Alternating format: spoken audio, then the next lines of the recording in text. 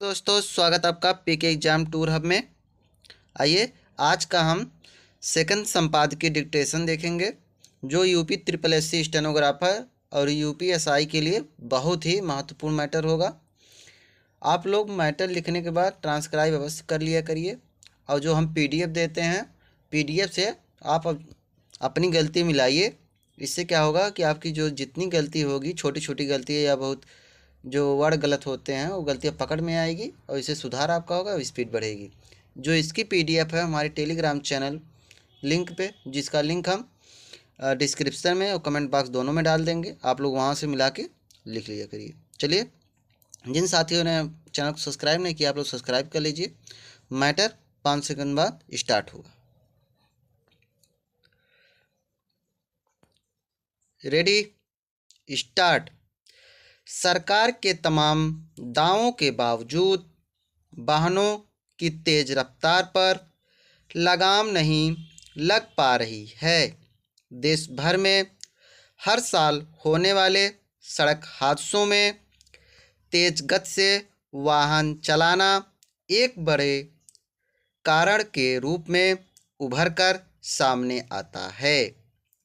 वजह साफ है कि यातायात नियमों की पूरी तरह अमल सुनिश्चित करने में हर स्तर पर लापरवाही बरती जा रही है। खासतौर से राजमार्गों पर चलने वाले भारी वाहनों में जोखिम लगातार बढ़ता जा रहा है। नतीजा यह है कि व्यवस्था में खामियों का खामियाजा निर्दोष लोगों को भुगतना पड़ रहा है। ऐसा ही एक दर्दनाक हादसा उत्तर प्रदेश में नोएडा के सेक्टर 62 के पास दिल्ली मेरठ एक्सप्रेसवे पर सोमवार देर रात हुआ, जिसमें एक घायल व्यक्ति की मदद कर रहे 3 लोगों को तेज रफ्तार ट्रक ने कुचल दिया, जिनमें से 2 की मौत हो गई। इस घटना ने सड़क पर सुरक्षा व्यवस्था को लेकर फिर से गंभीर सवाल खड़े कर दिए हैं। क्या राजमार्गों पर वाहनों के गति मापक यंत्रों का अभाव है, या फिर उनका संचालन ठीक तरह से नहीं हो पा रहा है?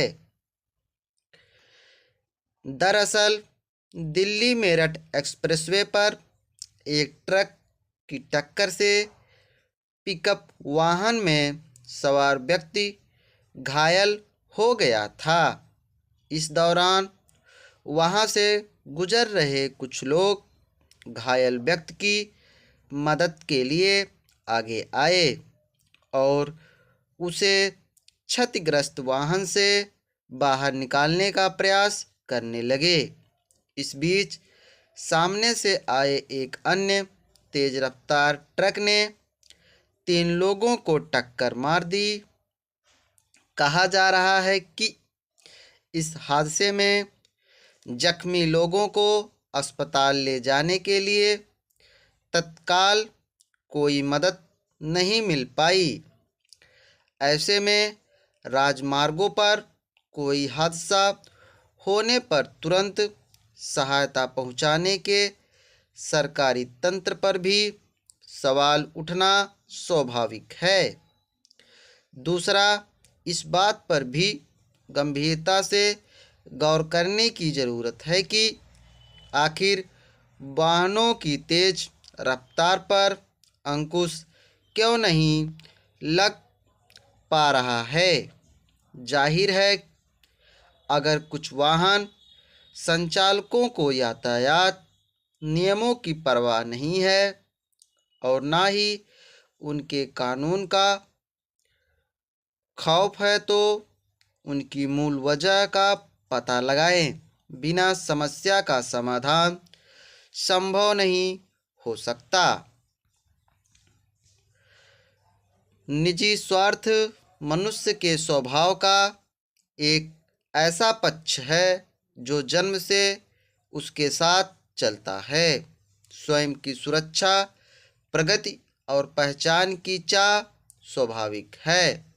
यही स्वार्थ मनुष्य को परिश्रम करना, आगे बढ़ना और अपने लिए बेहतर जीवन गढ़ना सिखाता है। Full stop. आशा है कि आप लोगों ने मैटर अच्छी तरह लिखा हुआ होगा।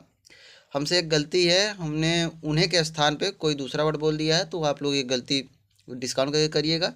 चलिए, इसका जो पीडीएफ है हम अपने लिंक में डिस्क्रिप्शन में, टेलीग्राम का कमेंट बॉक्स में और डिस्क्रिप्शन में इसका लिंक डाल देंगे। आप लोग वहाँ से मिला के लिख लिया करिए। चलिए, थैंक यू, धन्यवाद।